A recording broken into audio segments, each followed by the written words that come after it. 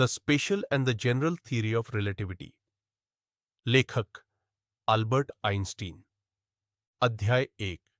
Classical यांत्रिकी, mechanics में स्थान और समय।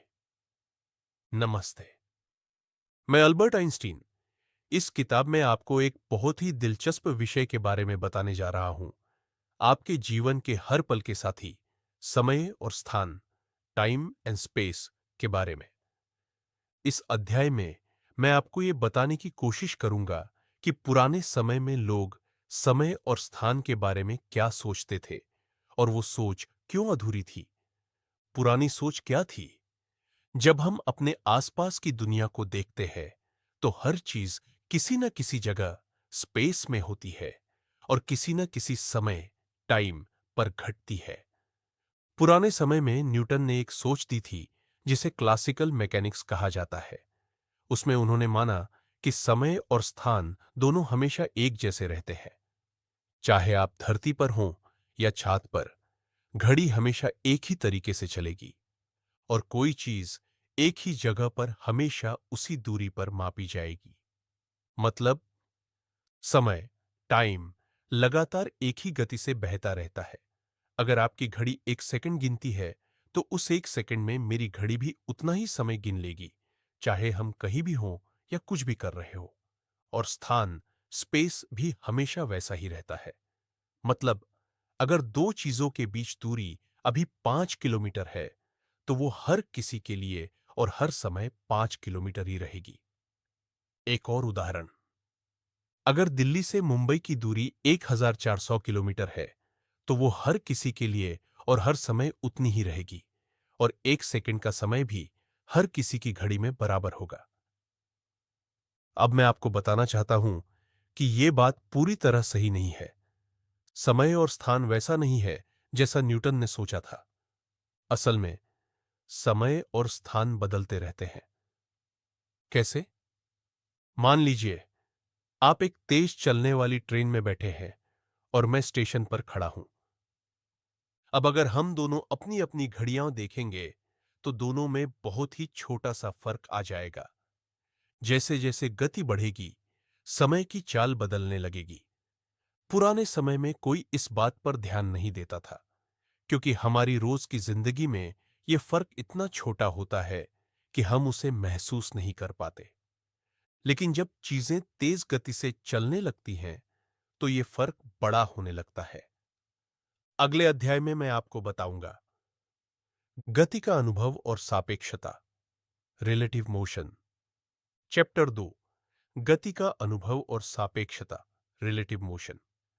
पिछले अध्याय में मैंने आपको बताया था कि पुराने समय में न्यूटन और दूसरे वैज्ञानिक ये मानते थे कि समय और स्थान हर किसी के लिए हमेशा एक जैसे रहते हैं। मैंने आपको एक छोटा सा उदाहरण दिया था, एक तेज चलती ट्रेन और स्टेशन पर खड़े इंसान की घड़ी का। अब मैं इस अध्याय में आपको एक और जरूरी बात समझाना चाहता हूं जिसे कहते हैं सापेक्षता, रिलेटिविटी। सापेक्षता का मतलब क्या होता है? देखिए, जब भी हम किसी चीज की गति नापते हैं तो हम हमेशा किसी दूसरी चीज के मुकाबले, रिलेटिव टू, नापते हैं। मतलब, अगर मैं कहूं कि एक कार 60 किलोमीटर प्रति घंटे की रफ्तार से जा रही है तो मैं ये बताना भूल गया कि किसके मुकाबले। किसके मुकाबले? सड़क के मुकाबले, या किसी दूसरी कार के मुकाबले, या किसी चलती ट्रेन के मुकाबले? एक आसान उदाहरण, मान लीजिए आप एक ट्रेन में बैठे हैं और ट्रेन 80 किलोमीटर प्रति घंटे की रफ्तार से चल रही है। आपके सामने वाली सीट पर एक दोस्त बैठा है। अब आप दोनों एक दूसरे को देख रहे हैं। आप दोनों के लिए एक दूसरे की गति क्या होगी? 0 किलोमीटर प्रति घंटा। क्यों? क्योंकि आप दोनों एक ही ट्रेन में एक ही गति से चल रहे हैं। लेकिन अगर वही ट्रेन प्लेटफॉर्म पर खड़े किसी आदमी को दिखे तो उसके लिए आपकी गति 80 किलोमीटर प्रति घंटा होगी। यही है सापेक्षता, रिलेटिविटी। यानी कोई भी गति कभी भी अपने आप में नहीं होती, हमेशा किसी दूसरी चीज के मुकाबले ही होती है। जैसे चांद की गति धरती के मुकाबले, धरती की गति सूरज के मुकाबले, सूरज की गति हमारी आकाश गंगा के केंद्र के मुकाबले। और ध्यान दीजिए, यहां तक कि हमारी आकाश गंगा भी चल रही है, तो फिर किसके मुकाबले? बाकी ब्रह्मांड के मुकाबले। पुरानी सोच में कमी क्या थी? पुरानी क्लासिकल भौतिकी, क्लासिकल फिजिक्स में माना जाता था कि कोई एक स्थिर frame, fixed frame of reference होता है, जिसके मुकाबले सारी गति मापी जाती है। लेकिन असल में ऐसा कोई स्थिर फ्रेम है ही नहीं। हर गति सापेक्ष, रिलेटिव है। यानी हम किसी भी गति को केवल दूसरी चीज के मुकाबले ही समझ सकते हैं। यही आधार है मेरी सापेक्षता के सिद्धांत, थियोरी ऑफ रिलेटिविटी का। मैं आपको धीरे धीरे इस किताब में बताऊंगा कि कैसे इसी सोच से आगे चलकर समय, स्थान और गति का गहरा रिश्ता बना। अभी के लिए आप बस इतना याद रखिए, कोई भी गति अपने आप में कोई मतलब नहीं रखती। वह हमेशा किसी दूसरे के मुकाबले ही मानी जाती है। अगले अध्याय में मैं आपको समझाऊंगा कि आखिर क्यों क्लासिकल सिद्धांत, क्लासिकल मैकेनिक्स की कुछ बातें तेज गति वाली चीजों पर लागू नहीं होती और कैसे हमें उस स्थिति में नए सिद्धांत की जरूरत पड़ी। अध्याय 3, क्लासिकल यांत्रिकी में गति के नियमों की सीमाएं, लिमिटेशंस ऑफ क्लासिकल मैकेनिक्स। पिछले अध्याय में हमने जाना कि गति हमेशा सापेक्ष, रिलेटिव होती है। अब इस अध्याय में मैं आपको बताऊंगा कि पुराने नियमों, क्लासिकल मैकेनिक्स की क्या-क्या सीमाएं थीं, जिनके कारण हमें एक नई सोच की जरूरत पड़ी। क्लासिकल यांत्रिकी के नियम। पुरानी भौतिकी यानी न्यूटन की क्लासिकल यांत्रिकी में 3 मुख्य नियम होते हैं। मैं उन्हें आसान भाषा में समझाता हूं। पहला नियम, अगर कोई वस्तु आराम कर रही है तो तब तक आराम करती रहेगी जब तक कोई बाहरी ताकत, फोर्स उस पर न लगे, और अगर वो चल रही है तो तब तक चलती रहेगी जब तक कोई ताकत उसे रोक न दे। दूसरा नियम, किसी वस्तु की गति में बदलाव, स्पीड या डायरेक्शन बदलना तभी आता है जब उस पर कोई बल, फोर्स लगाया जाए। जैसे अगर आप गेंद को जोर से मारेंगे तो वो तेज जाएगी। तीसरा नियम, हर क्रिया के बराबर और विपरीत दिशा में प्रतिक्रिया होती है। जैसे अगर आप दीवार को मुक्का मारेंगे तो दीवार भी उतनी ही ताकत से आपको पीछे धकेलेगी। तो फिर दिक्कत कहां आई? देखिए, इन नियमों ने सदियों तक बहुत अच्छे से काम किया। हमने इनके सहारे पुल बनाए, मशीनें बनाई और ग्रहों की गति तक समझी। लेकिन जब चीजें बहुत तेज गति से चलने लगी या जब हमने प्रकाश, लाइट की गति के आसपास की दुनिया को देखा, तो इन नियमों ने जवाब देना शुरू कर दिया। क्यों? क्योंकि क्लासिकल यांत्रिकी ये मानती है कि समय हर किसी के लिए बराबर है और दूरी भी हमेशा एक जैसी रहती है। लेकिन सच्चाई ये नहीं थी। प्रकाश, लाइट ने सारे नियम उलझा दिए। जब वैज्ञानिकों ने प्रकाश की गति को नापा, तो पाया कि प्रकाश की गति हर किसी के लिए एक जैसी होती है, चाहे आप खड़े हों, चल रहे हो या दौड़ रहे हो।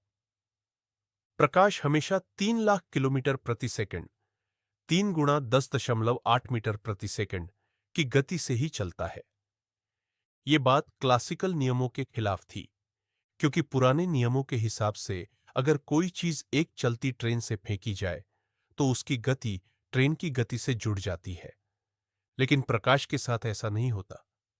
यहां से मैंने सोचना शुरू किया कि जब बाकी सब चीजें सापेक्ष है, तो प्रकाश की गति कैसे स्थिर हो सकती है?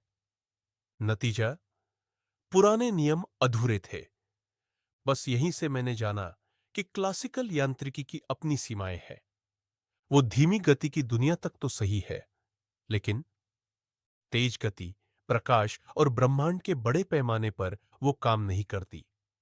अगले अध्याय में मैं आपको समझाऊंगा कि प्रकाश की गति को लेकर विज्ञान में क्या दुविधा हुई और कैसे उस समस्या ने मुझे सापेक्षता का सिद्धांत, थ्योरी ऑफ रिलेटिविटी, गहराई से सोचने पर मजबूर किया। अध्याय 4, प्रकाश की गति और वैज्ञानिकों की उलझन, the constituency of the speed of light and the dilemma. पिछले अध्याय में मैंने आपको बताया था कि कैसे क्लासिकल यांत्रिकी के नियम बहुत तेज गति और प्रकाश की दुनिया में फेल होने लगे। अब इस अध्याय में मैं वही बात आगे बढ़ाता हूं। मैं आपको बताऊंगा कि आखिर प्रकाश की गति ने वैज्ञानिकों को कैसे उलझन में डाल दिया। प्रकाश की गति हर किसी के लिए एक जैसी। देखिए, न्यूटन और पुराने वैज्ञानिक ये मानते थे कि किसी भी चीज की गति सापेक्ष रिलेटिव होती है। यानी अगर कोई गाड़ी 60 किलोमीटर प्रति घंटा की रफ्तार से चल रही है और उसमें से कोई गेंद 20 किलोमीटर प्रति घंटा की रफ्तार से फेंके, तो बाहर खड़े आदमी को वो गेंद 60 प्लस 20 किलोमीटर प्रति घंटा की स्पीड से जाती दिखेगी। लेकिन प्रकाश, लाइट के साथ ऐसा नहीं होता। कैसे? मान लीजिए आप एक ट्रेन में बैठे हैं जो 50,000 किलोमीटर प्रति सेकंड की स्पीड से चल रही है और ट्रेन के अंदर कोई एक टॉर्च जलाता है। अब आप सोचेंगे कि उस प्रकाश की स्पीड ट्रेन के भीतर बैठे व्यक्ति और बाहर खड़े व्यक्ति के लिए अलग-अलग होगी। पर नहीं, दोनों के लिए वो प्रकाश 3 लाख किलोमीटर प्रति सेकंड की ही स्पीड से जाएगा, चाहे आप खड़े हों, भाग रहे हों या तेज गति से चल रहे हो। प्रकाश की गति हमेशा बराबर रहती है। वैज्ञानिकों की परेशानी। जब वैज्ञानिकों ने कई प्रयोग किए, जैसे माइकेलसन मोर्ले प्रयोग, तो पाया कि प्रकाश की गति कभी नहीं बदलती। इसने विज्ञान की जड़ें हिला दी। क्यों? क्योंकि पुराने नियम तो कहते थे कि हर गति सापेक्ष होती है। तो फिर प्रकाश की गति कैसे स्थिर रह सकती है? मेरा सवाल, यही सवाल मैंने भी खुद से किया। अगर प्रकाश की गति हर किसी के लिए एक जैसी है, तो या तो समय और दूरी बदल रही है या फिर हमारे पुराने सिद्धांत अधूरे हैं। यहीं से सापेक्षता का असली खेल शुरू हुआ। मैंने सोचना शुरू किया कि अगर प्रकाश की गति नहीं बदलती, तो फिर शायद समय, टाइम और दूरी, डिस्टेंस, बदलती है। यानी अगर आप तेज गति से चलेंगे, तो आपके लिए समय और दूरी दोनों अलग हो जाएंगी। अब हमने देखा कि प्रकाश की गति हमेशा एक जैसी रहती है। अब इस अध्याय में मैं आपको बताऊंगा कि जब प्रकाश की गति नहीं बदलती, तो क्या बदलता है? समय और दूरी। पुरानी सोच क्या थी? न्यूटन और उनके समय के वैज्ञानिक मानते थे कि समय और दूरी, टाइम एंड स्पेस, हर किसी के लिए एक जैसे रहते हैं। मतलब, एक सेकंड आपके लिए जितना है, उतना ही मेरे लिए। 1 मीटर आपके लिए जितना है, उतना ही मेरे लिए। लेकिन जब हमने प्रकाश की गति को हमेशा स्थिर पाया, तो यह सोच टूट गई। कैसे? अगर आप और मैं अलग-अलग गति से चल रहे हैं और हम दोनों के लिए प्रकाश की गति बराबर है, तो इसका मतलब या तो मेरे लिए समय और दूरी अलग है या आपके लिए। क्योंकि अगर समय और दूरी दोनों हमेशा एक जैसे रहेंगे, तो प्रकाश की गति तो बदलनी चाहिए थी, पर वो कभी नहीं बदलती। एक आसान उदाहरण, मान लीजिए आप एक अंतरिक्ष यान, रॉकेट में हैं, जो बहुत तेज गति से चल रहा है। आपके पास एक घड़ी है और मैं धरती पर खड़ा हूं।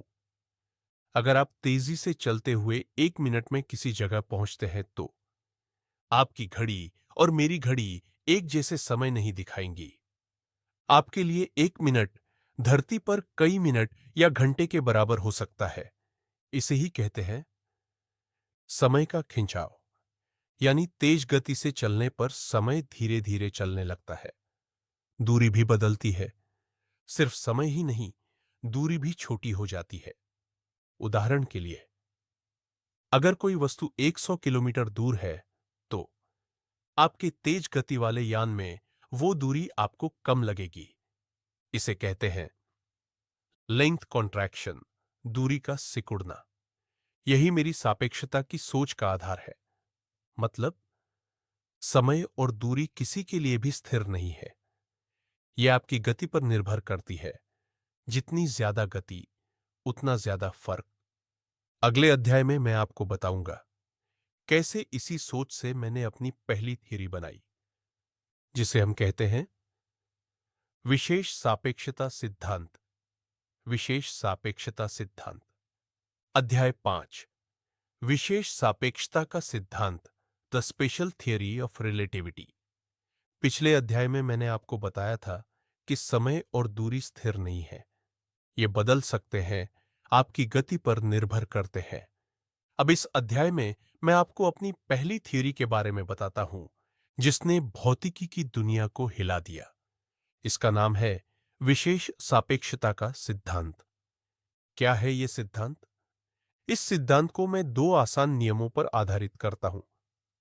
पहला नियम, प्रिंसिपल ऑफ रिलेटिविटी।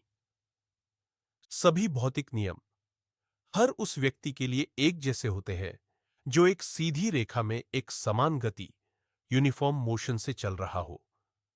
मतलब, अगर आप एक कार में बैठकर 80 किलोमीटर प्रति घंटा की स्पीड से सीधी सड़क पर चल रहे हैं और मैं भी वैसी ही स्पीड से चल रहा हूं, तो हमारे लिए भौतिकी के नियम एक जैसे होंगे। चाहे आप अपने यान में कोई प्रयोग करें या मैं अपनी प्रयोगशाला में, नियम बिल्कुल एक जैसे रहेंगे। दूसरा नियम, संवेग की गति की स्थिरता। प्रकाश की गति हमेशा हर दिशा में एक जैसी होती है। चाहे आप खड़े हों, भाग रहे हों या तेज रफ्तार यान में बैठे हों, प्रकाश हमेशा 3 लाख किलोमीटर प्रति सेकंड की स्पीड से ही चलेगा। ये गति कभी नहीं घटती बढ़ती। क्या हुआ इन नियमों से? जब मैंने इन दोनों नियमों को एक साथ रखा, तो भौतिकी की सारी परिभाषाएं बदल गई। समय सापेक्ष हो गया, दूरी सापेक्ष हो गई और यहां तक कि द्रव्यमान, मैस भी सापेक्ष हो गया। मतलब, कोई भी चीज जो तेज गति से चल रही है, उसके लिए समय धीरे धीरे चलता है, दूरी सिकुड़ जाती है और उसका वजन बढ़ने लगता है।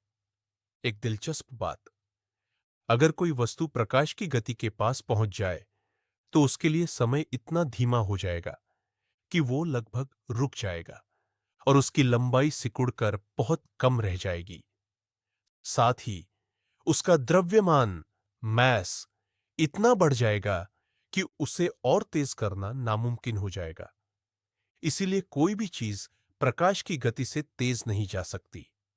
अब देखेंगे कैसे इसी सिद्धांत से निकलकर मैंने ऊर्जा और द्रव्यमान के संबंध का महान सूत्र निकाला, E=mc², जिसने विज्ञान की पूरी दुनिया को हिलाकर रख दिया।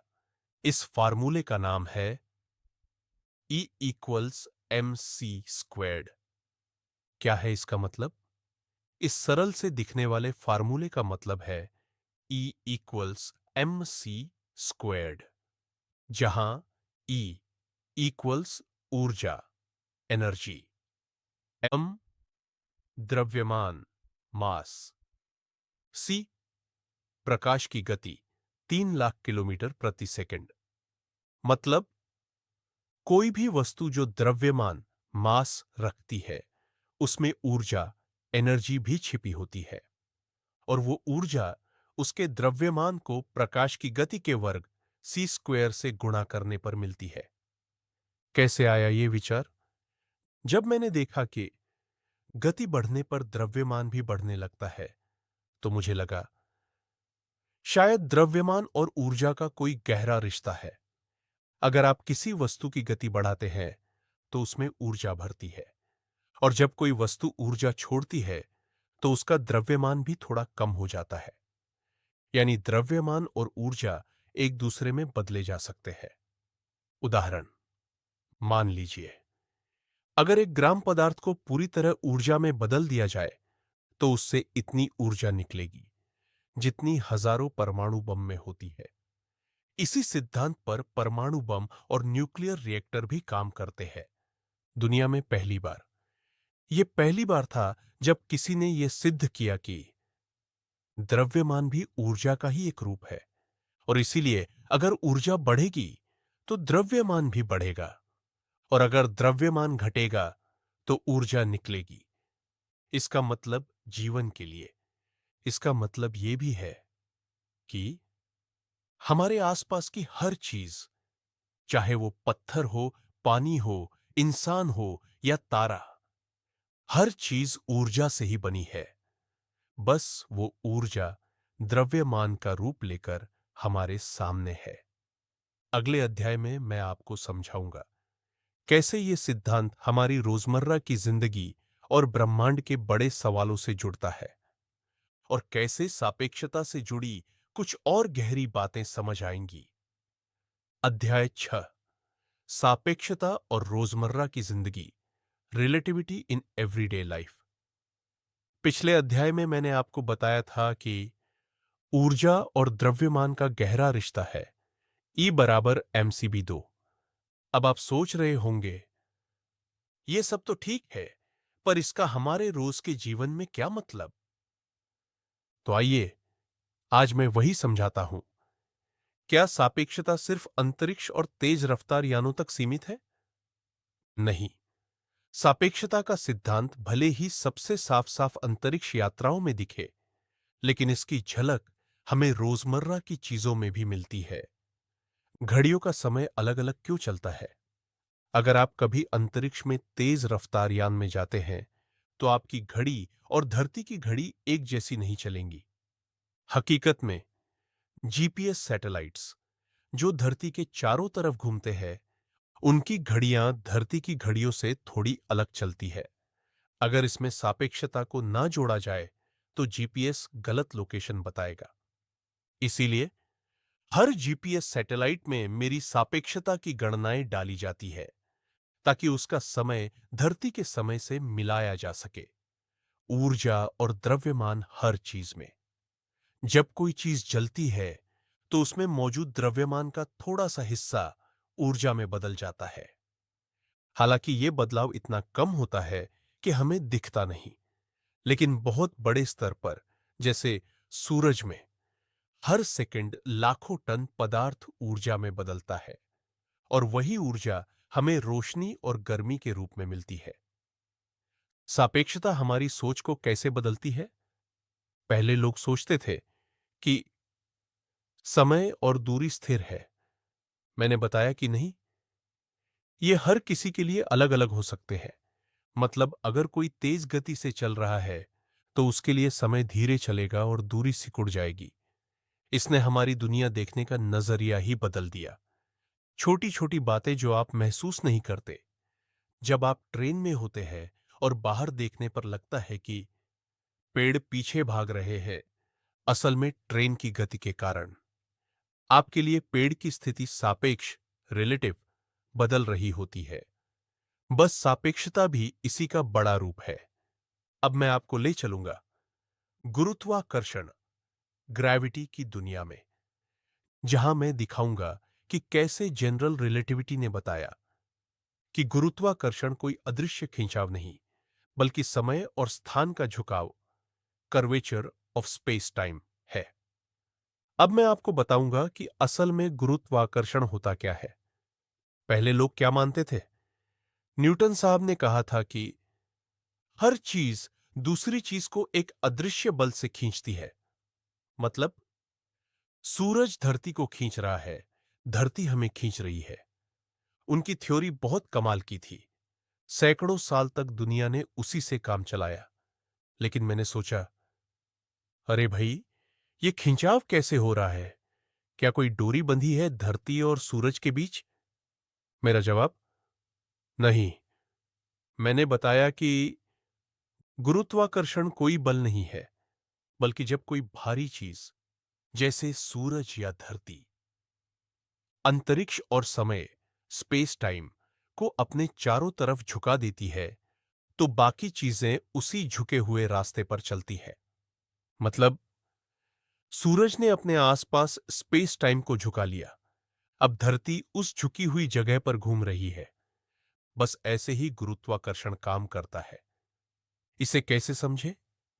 मान लीजिए आप एक बड़ा सा कपड़ा तान दें और उसके बीच में एक भारी गेंद रख दें, तो कपड़ा नीचे दब जाएगा।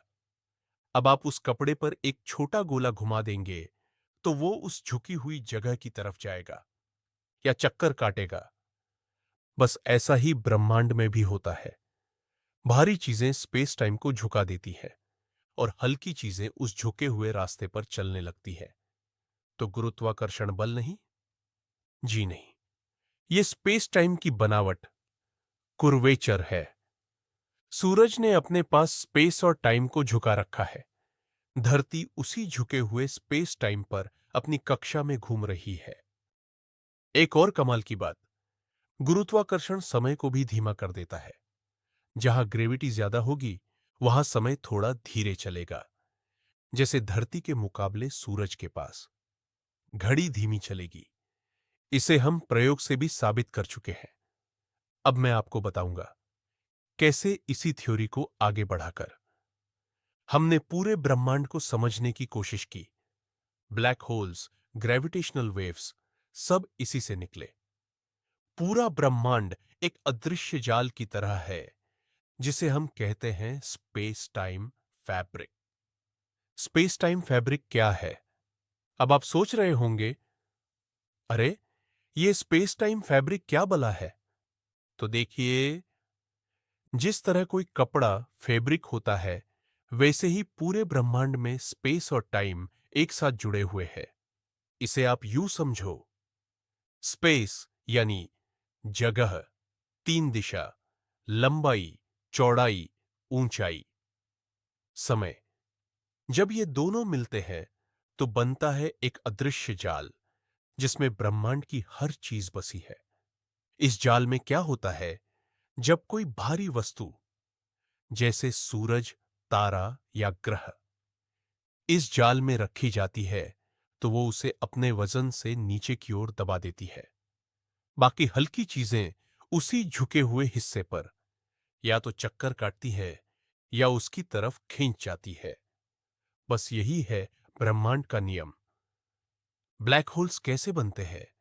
जब कोई तारा बहुत ज्यादा भारी हो जाए तो वो स्पेस टाइम के जाल को इतना दबा देता है कि वहां से कुछ भी बाहर नहीं निकल सकता, यहां तक कि रोशनी भी नहीं।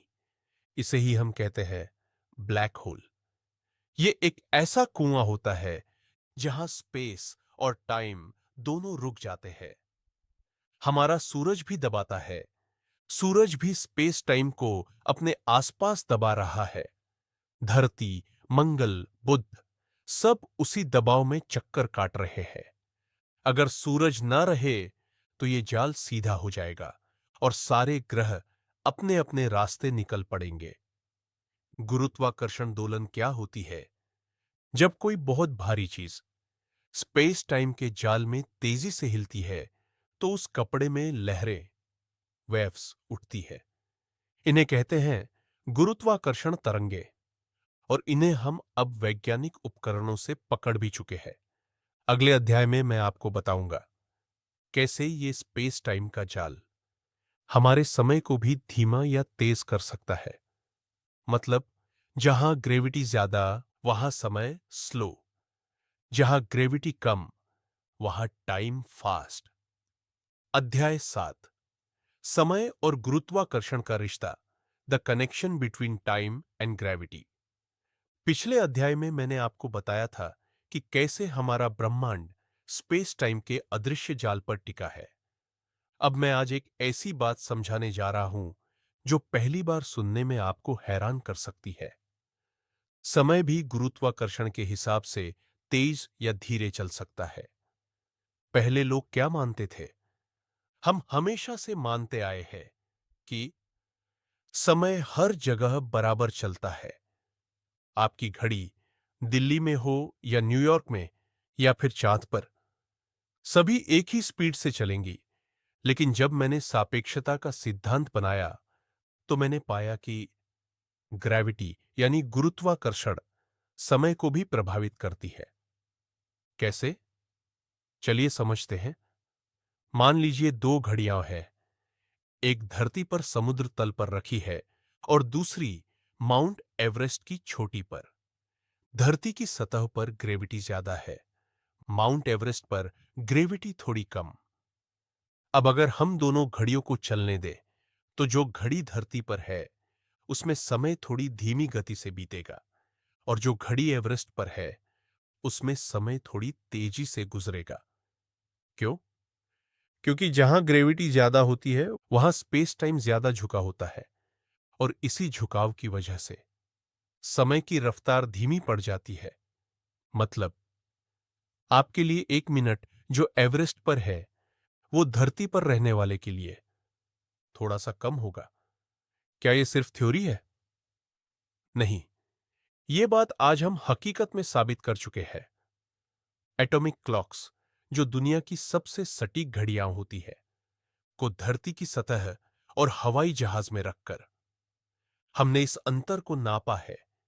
जिन घड़ियों को हमने हवाई जहाज में घुमाया उनका समय ज्यादा तेज चला। मतलब वही सापेक्षता। ब्लैक होल्स में क्या होता है? अब जरा सोचिए, जहां ग्रेविटी इतनी ज्यादा हो कि कुछ भी बाहर ना निकल पाए, यानी ब्लैक होल, वहां समय इतनी धीमी रफ्तार से चलता है कि बाहर वाले के लिए हजारों साल गुजर जाए और अंदर वाले के लिए सिर्फ कुछ मिनट। यही कारण है कि अगर कोई ब्लैक होल के पास जाए तो उसके लिए समय लगभग रुक जाएगा, यानी वो भविष्य की यात्रा कर सकता है। ग्रेविटी और टाइम ट्रैवल। अगर हम किसी ऐसी जगह जा पाए जहां ग्रेविटी बहुत ज्यादा है तो हम भविष्य में झांक सकते हैं। हालांकि पीछे लौटना, यानी पास्ट में जाना, अब भी मुश्किल है, क्योंकि वो स्पेस टाइम को उल्टा मोड़ने जैसा होगा। अब मैं बताऊंगा कि स्पेस और टाइम का ये जाल कैसे लाइट यानी रोशनी की किरण को भी मोड़ देता है। मतलब, ग्रेविटी की वजह से लाइट भी सीधी नहीं जाती। ग्रेविटी सिर्फ समय को ही नहीं बल्कि रोशनी की किरण को भी मोड़ देती है। हां, आपने सही सुना।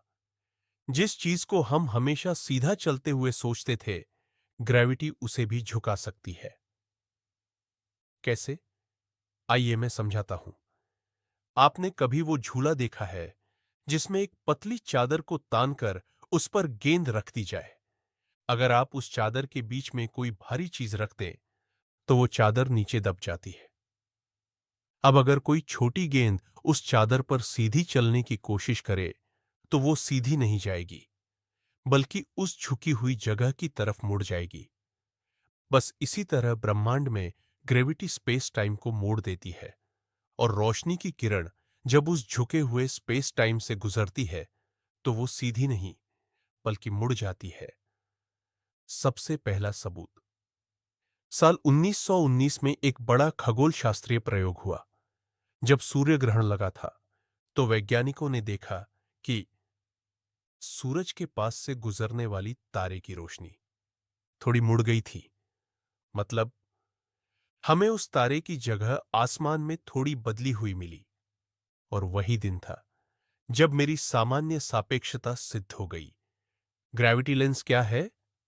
अब सोचिए, अगर ब्रह्मांड में कहीं कोई बहुत बड़ा तारा या ब्लैक होल हो तो उसके पीछे से आने वाली रोशनी ग्रेविटी की वजह से मुड़कर हमारी तरफ आ सकती है। इससे वो तारा हमें एक से ज्यादा जगह दिखाई दे सकता है। इसे ही कहते हैं ग्रेविटेशनल लेंसिंग। आज हम इस तकनीक से बहुत दूर की आकाश गंगाएं भी देख पाते हैं। ग्रेविटी जैसे एक अदृश्य लेंस बन जाता है जो दूर की रोशनी को मोड़कर हमें दिखाता है। क्या रोजमर्रा में भी ऐसा होता है? हमारे आसपास तो ग्रेविटी इतनी तेज नहीं होती कि वो लाइट को मोड़ सके, लेकिन बड़े बड़े खगोलीय पिंडों के पास यह असर जरूर होता है। यही वजह है कि ब्लैक होल के किनारे से गुजरती रोशनी कभी कभी वापस ब्लैक होल में गिर जाती है और कभी कभी मुड़कर अजीब सा दृश्य बनाती है। इसे हम कहते हैं आइंस्टीन रिंग। जब कोई आकाशगंगा किसी और तारे के ठीक पीछे आ जाती है तो उनकी रोशनी एक गोल घेरा बना देती है। इससे हमें क्या फायदा हुआ? इस खोज से हमें यह समझ आया कि ग्रेविटी का असर सिर्फ पदार्थ पर नहीं, बल्कि लाइट जैसी चीज पर भी होता है। और इसी के जरिए आज हम ब्रह्मांड में अदृश्य पदार्थ डार्क मैटर का भी पता लगाने की कोशिश कर रहे हैं, क्योंकि वो भी रोशनी की दिशा को बदल देता है। अब मैं आपको बताऊंगा कि कैसे स्पेस और टाइम मिलकर एक चौथी आयाम बनाते हैं, और कैसे हम तीन दिशा एक्स, यू, जेड और एक समय को मिलाकर पूरे ब्रह्मांड को समझ सकते हैं। हमारा ब्रह्मांड तीन नहीं, बल्कि चार आयाम डायमेंशंस वाला है। आपने हमेशा सुना होगा लंबाई, लेंथ, चौड़ाई, ब्रेड्थ और ऊंचाई, हाइट। मतलब अगर मैं एक डिब्बा बनाऊं तो उसकी लंबाई, चौड़ाई और ऊंचाई होती है, यानी तीन दिशा। लेकिन सच ये है कि एक और चीज है जो हर चीज के साथ जुड़ी है, वो है समय, टाइम। कैसे? कल्पना कीजिए, मैं आपसे मिलने आना चाहता हूं, तो आपको क्या बताना होगा कि मैं किस जगह आ रहा हूं। मतलब एक यू, जेड और किस समय आ रहा हूं, मतलब टाइम। अगर मैं आपको सिर्फ ये बता दूं कि मैं दिल्ली के इंडिया गेट पहुंचूंगा, लेकिन ये ना बताऊं कि कब पहुंचूंगा, तो आप कैसे जानेंगे? इसलिए हर घटना को समझने के लिए हमें चार बातें जाननी पड़ती है। तीन दिशा और एक समय, इन्हीं चारों को हम मिलाकर कहते हैं स्पेस टाइम। क्या है स्पेस टाइम? स्पेस टाइम का मतलब है एक ऐसा अदृश्य जाल जिसमें हर चीज बंधी है। हर तारा, हर ग्रह, यहां तक कि आप और मैं भी। हम जो कुछ भी कर रहे हैं, जो कहीं भी जा रहे हैं, वो सब स्पेस और टाइम के इसी जाल में हो रहा है। स्पेस टाइम क्यों जरूरी है? जब तक हम सिर्फ तीन दिशा को देखते थे, तब तक हम ये मानते थे कि सारी चीजें सीधी चलती हैं। लेकिन मैंने जब टाइम को भी स्पेस के साथ जोड़ दिया, तो पाया कि कोई भी चीज अब सीधी नहीं चलती। क्यों? क्योंकि स्पेस टाइम में भारी चीजें झुकाव पैदा कर देती है। ग्रेविटी वही झुका हुआ हिस्सा है। मतलब जब कोई तारा, ग्रह या ब्लैक होल स्पेस टाइम को दबाता है, तो हर चीज, चाहे वो लाइट हो या कोई प्लैनेट, उस झुके हुए रास्ते पर चलती है। कैसे दिखता है स्पेस टाइम? इसे समझने के लिए आप एक तनी हुई चादर सोचिए। अगर उस पर कोई भारी गेंद रख दें, तो चादर नीचे झुक जाती है। अब अगर कोई छोटी गेंद उस चादर पर दौड़ती है, तो वो सीधी नहीं जाती, बल्कि झुके हुए रास्ते पर मुड़ती हुई निकलती है। बस यही है स्पेस टाइम। ग्रेविटी उसी झुके हुए हिस्से का नाम है। स्पेस टाइम और फ्यूचर। अब सवाल उठता है, अगर स्पेस टाइम है, तो क्या हम उसमें कहीं भी घूम सकते हैं? मतलब क्या मैं कल में या भविष्य में जा सकता हूं? थ्योरी के हिसाब से अगर कोई ऐसा रास्ता हो जहां स्पेस टाइम बहुत ज्यादा मुड़ा हो, तो कोई फ्यूचर की ओर जा सकता है। पस्ट में लौटना फिलहाल असंभव है, क्योंकि उससे स्पेस टाइम की दिशा उलटी करनी होगी, जो अभी तक मुमकिन नहीं। आज हम इसका इस्तेमाल कहां कर रहे हैं? आज की दुनिया में जीपीएस सिस्टम में हम स्पेस टाइम का इस्तेमाल करते हैं। सैटेलाइट की घड़ियां धरती से ऊपर होने के कारण थोड़ी तेज चलती है। अगर हम ये फर्क ना निकालें, तो हर दिन हमारे जीपीएस में कई किलोमीटर की गड़बड़ हो जाएगी। इसलिए हर सेकंड में स्पेस टाइम का हिसाब किताब लगाया जाता है। अब मैं आपको बताऊंगा कि कैसे हमने टाइम डिलेशन को असली प्रयोगों से मापा।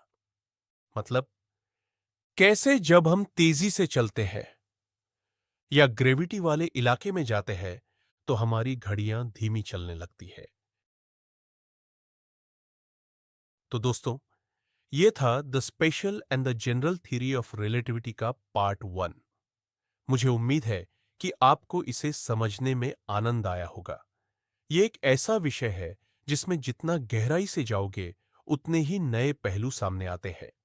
इसलिए इस वीडियो का दूसरा पार्ट भी मैं बहुत जल्द लेकर आने वाला हूं, जिसमें हम इस सिद्धांत के कुछ और दिलचस्प और गहराइयों भरे विचारों को समझने की कोशिश करेंगे। तब तक के लिए अपना ख्याल रखिए और विज्ञान की इस खोज यात्रा में मेरे साथ जुड़े रहिए।